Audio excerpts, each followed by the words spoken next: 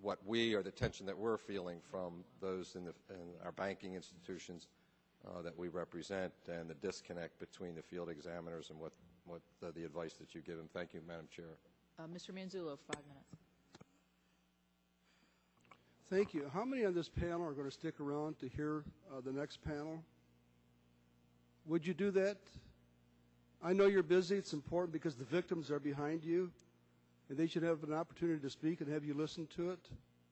But I want to share with you where in the testimony by Mr. Marquis, I think one of the most outrageous and arrogant statements I've seen in my entire life before this committee. Go to page 9, please. And I'm going to read it for you. H.R. 3461 will greatly raise NCUA's administrative costs. It talks about the legislator's expansion of the existing definition of material supervisory determination would make it virtually all examiner findings, recommendations, and action plans subject to formal appeal. Listen to this, what you said. In response, NCUA examiners would need to document each and every finding with specific references to NCUA rules and regulations. You tell me what's wrong with that. The Sixth Amendment, sir, requires and it says that an accused shall be informed of the nature and cause of the accusation.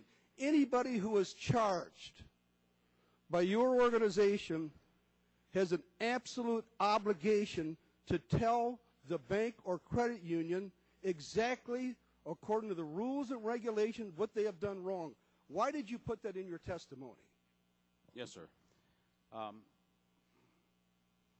We do reference all of our rules and regs for violations and safety and soundness issues where there's statutory violations. There are a lot of issues that we issue through guidance or examination procedures that deal with internal or operational risk of a credit union. All of operational risk issues of a credit union are not documented through a regulation. Well, then they should be. Because you're saying they're doing something wrong. Then why shouldn't you cite chapter and verse as to exactly why they're doing it wrong? Is that asking for too much? But if we had a rule and reg for every operational issue we encounter under safety and soundness, we would have an awful lot of regulation. Now you know what the banks feel and the savings and loan. Let me just read to you some of the testimony, which I hope you stick around and listen to. Ken Watts on CUNA. He says 27% of the respondents reported dissatisfaction with the most recent exam because the examiners would offer their best practices rather than legal and regulatory requirements. Eugene Ludwig of Promontory, he says, regulations grow like barnacles on a ship. No one knows what's going on. The examiners can't tell them what they're doing wrong. They ask for something in writing. Nobody quotes chapter and verse on it. Take a look at the ABA, Albert Kelly.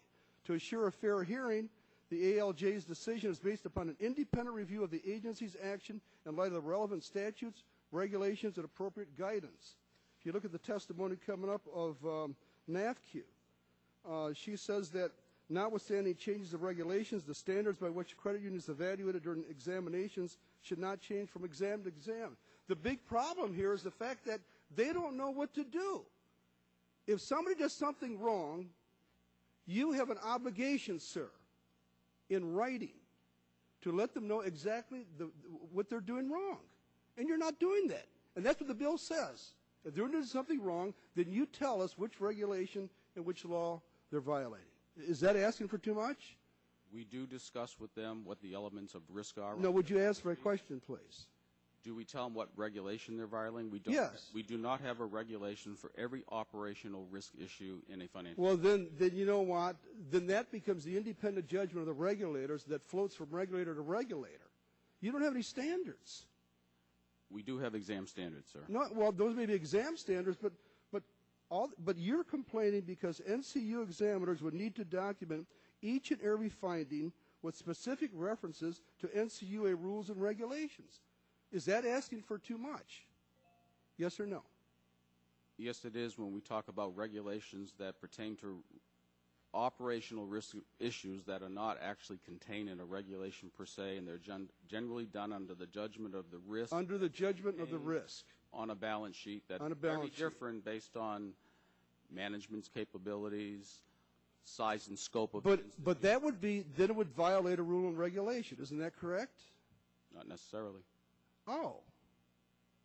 We don't have a regulation that says that you underwrite loans in a concentrated level all to substandard borrowers. I mean, that's a concentration risk that I can understand, but the purpose of this problem. legislation is so these people know why they're being written up. I had a ridiculous situation occur with a community bank, a partnership, two brothers, 30 years with the same bank. They were denied a line of credit. You know why? The regulator said, well, you didn't have any surplus left in your sub-S corporation. It had all been spun out to the brothers.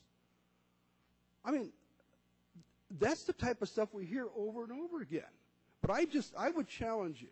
I mean, this is why they're upset. And I would also ask you to stay here and listen to the people who are going to testify. Are you willing to do that, the four of you? Anybody here willing to listen to them? Ms. Thompson? Yes, Mr. Birch? Mr. Marquis? Sure. Ms. Kelly? All right, so let the record show that the panel, the first panel, will be present for the entire testimony of the second panel. Thank you. Should I take attendance? Yes. Thank you. I want to thank the witnesses. It's been lengthy, and I appreciate your willingness